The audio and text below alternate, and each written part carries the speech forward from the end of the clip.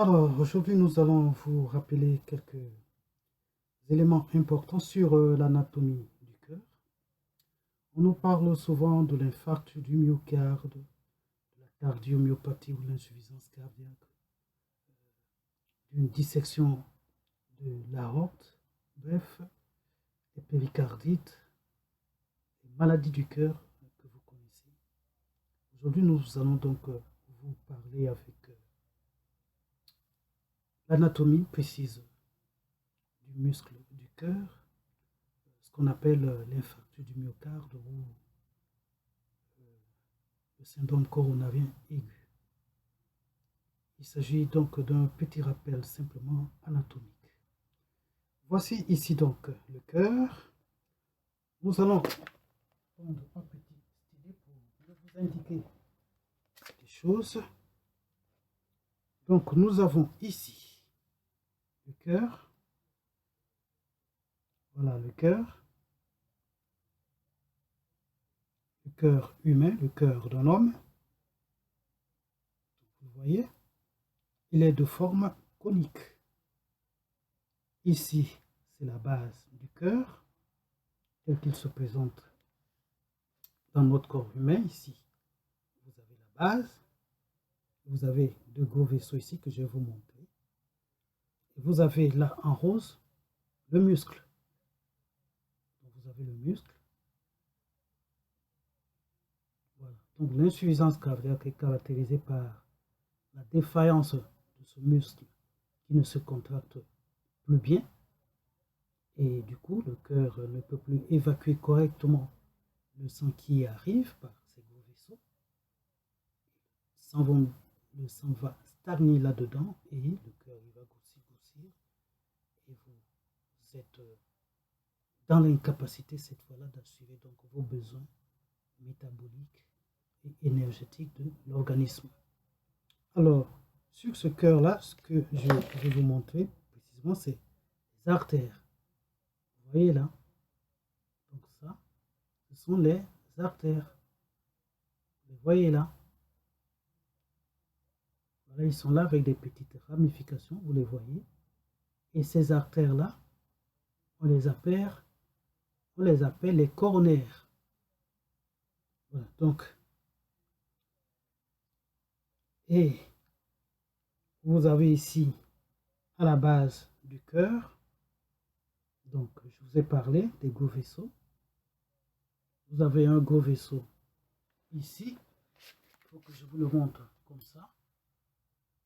Donc là, vous avez un gros vaisseau, l'aorte, celui qui amène le sang dans le cœur. Et juste à côté,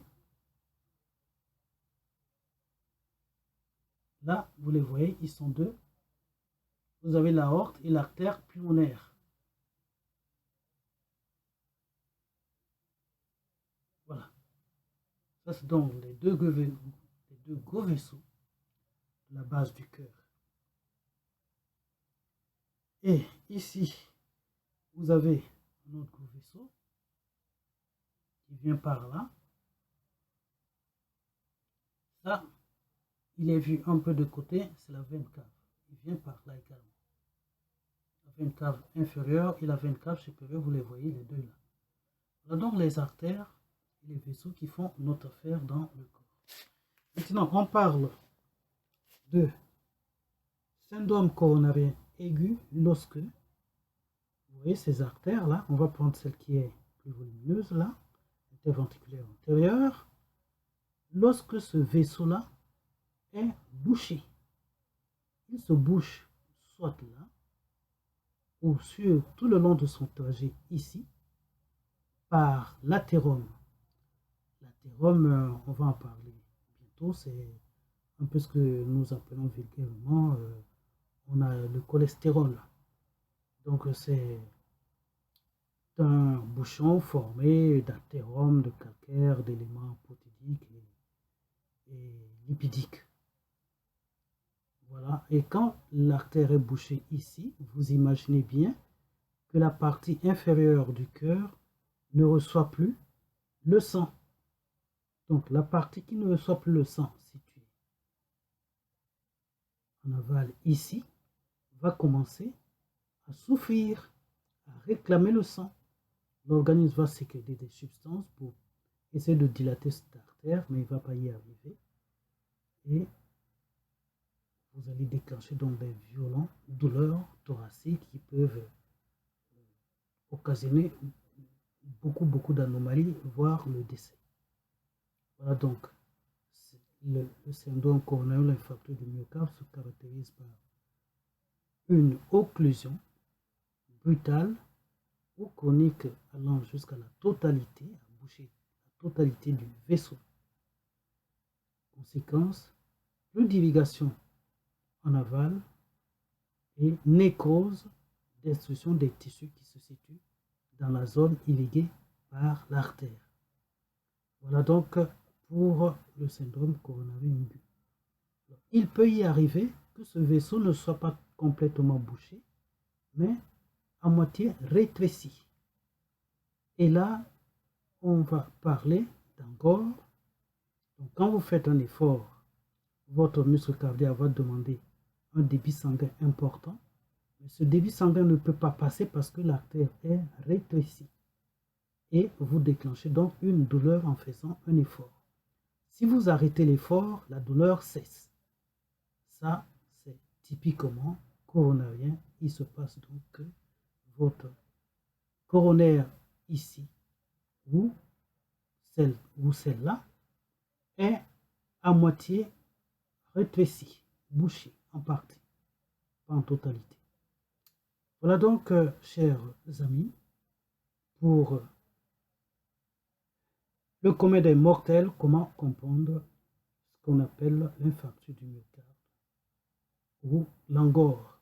L'infarctus du myocarde, ce n'est pas l'angor. Donc, il y a deux pathologies essentiellement liées au rétrécissement ou à l'occlusion de ces artères. C'est soit un syndrome coronarien aigu, donc un infarctus du myocarde. L'artère est complètement obstruée.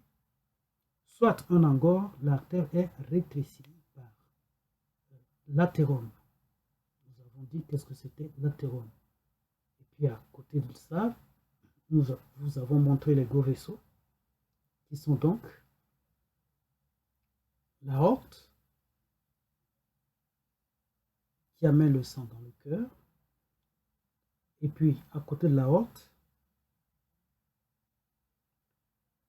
nous avons vu un autre petit vaisseau qui est l'artère pulmonaire. Et à côté de l'artère pulmonaire, nous avons vu les veines caves inférieures qui sont ici. Les veines caves inférieures et les veines caves supérieures. Vous voyez qu'il y a donc 4 entrées dans le cœur. 1, 2, 3 et 4. C'est tout pour aujourd'hui et vous avez compris. Donc le muscle cardiaque. Et dans ce muscle-là, si on avait coupé le muscle, transversalement, coupe transversale, on aurait vu qu'il y a des cavités. Il y a 4 cavités. En haut, nous avons les oreillettes et en bas, nous avons les ventricules. Il y a aussi l'irrigation de tous ces muscles-là, de tout ce muscle-là, par les nœuds de Ketch et Flack. Et voilà, nous avons terminé notre leçon. Faites attention à tout ce que vous mangez, faites un peu de sport et vous allez bien vous sentir. Vous ne ferez jamais d'attaque cardiaque. Au revoir.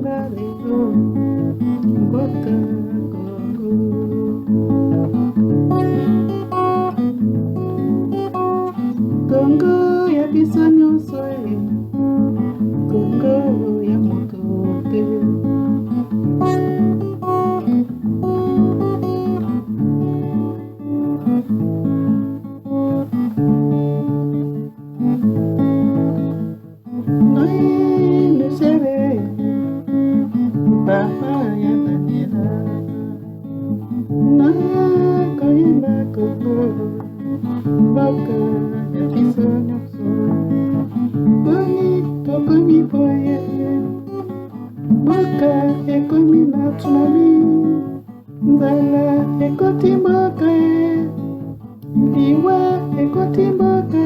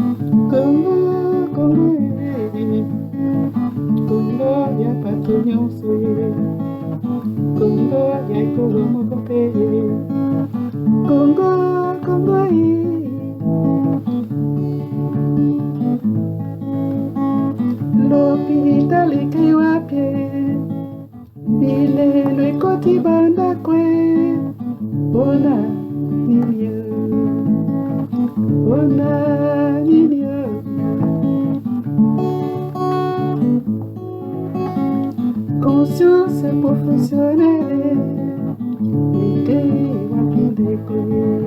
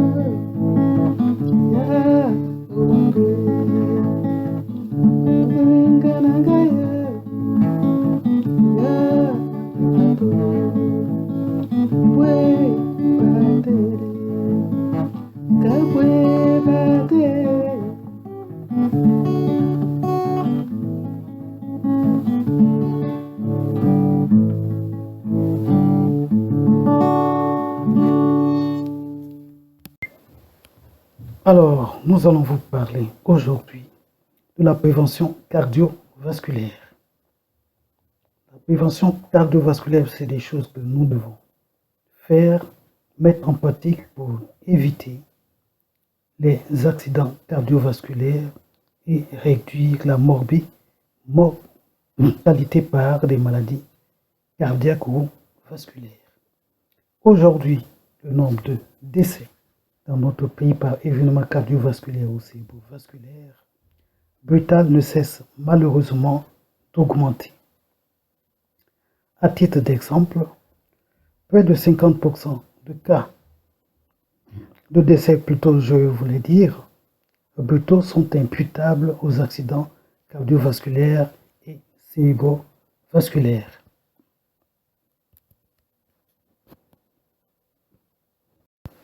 Nous allons parler aujourd'hui essentiellement de la mort du sujet âgé ou de la mortalité du sujet âgé pour que ça passe mieux pour vous qui n'avez pas fait médecine. Alors nous allons vous évoquer un petit sujet déjà à l'époque abordé par notre doyen, le professeur Jean-Louis Nkwa, qui a fait une étude sur près de 801 décès de sujets de 60 ans et plus survenus au centre hospitalier et universitaire de Brazzaville. Cette étude avait été menée avec ses collaborateurs qui étaient le professeur Kimbali Kati, le professeur, le docteur Ekoba Julien, le professeur Thierry Gombe et le doyen, bien sûr, comme vous le savez bien, bon diagnostic, bon traitement, le docteur Mwanga Yidika. Alors, je vais vous faire la petite synthèse de cette étude. Cette étude, bien que un peu plus vieille, vieille, je vais dire, mais actuelle, la situation du pays étant un peu plus pire qu'au moment où cette étude avait été faite, permet d'identifier les principaux axes sur lesquels doit s'organiser la prévention cardiovasculaire. Les maladies cardiovasculaires, en particulier les AVC, ont été la principale cause de décès du sujet âgé dans cette étude menée par nos doyens. Outre l'amélioration des structures, des moyens de prise en charge et le recrutement des spécialistes qui permettaient de réduire la mortalité par événement cardiovasculaire ou cérébrovasculaire et les morts évitables, la prévention cardiovasculaire apparaît comme une priorité au Congo. Quelqu'un a une question? Non? Non? Ok, on continue.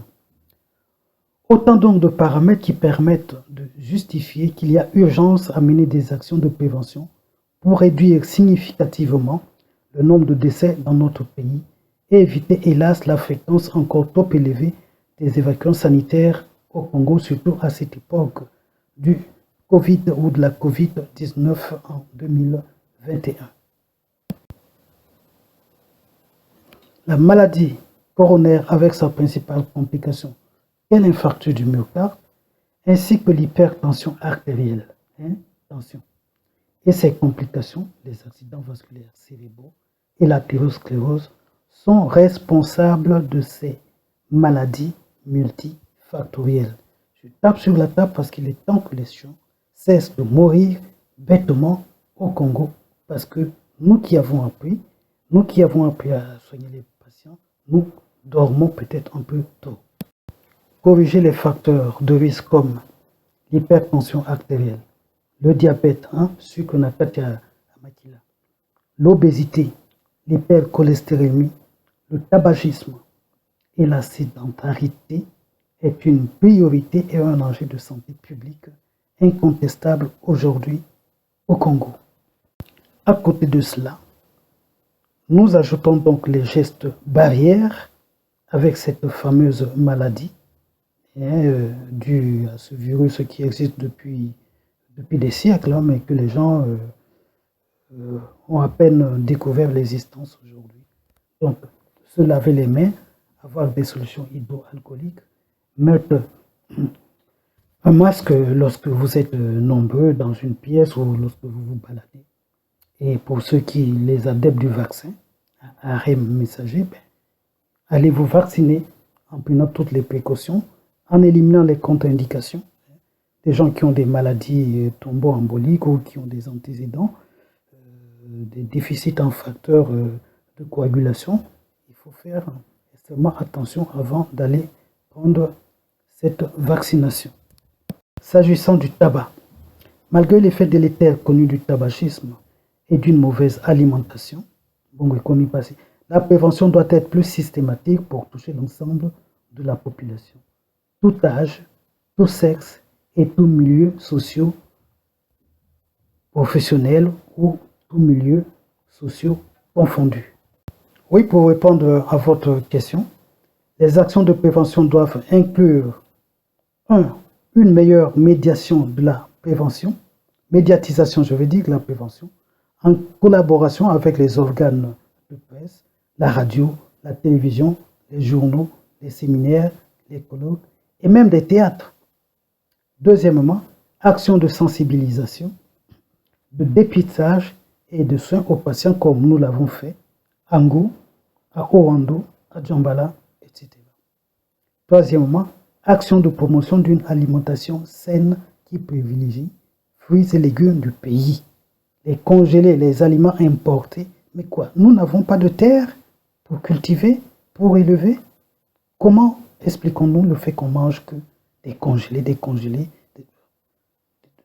Enfin, je m'arrête. Voyez-vous, les bénéfices de ces actions seront plus importants et certainement moins coûteux que les évacuations sanitaires. Nous pouvons ainsi éviter certains décès prématurés et contribuer au développement du Congo. Voilà, chers amis, ce 27 novembre 2021, ma contribution, et je continuerai à vous mettre ces petits trucs sur le net pour que nous en prenons conscience et que l'on meure moins. Je suis Daniel B, je vous salue.